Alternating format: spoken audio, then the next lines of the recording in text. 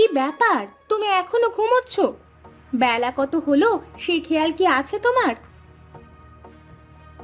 কি হয়েছে গো বউ? সকাল সকাল এত জ্বালাচ্ছ কেন?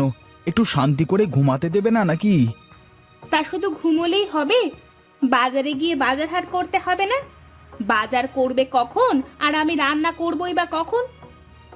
কেন গো বউ? কালকেই না ব্যাগ ভর্তি বাজার করে নিয়ে আসলাম।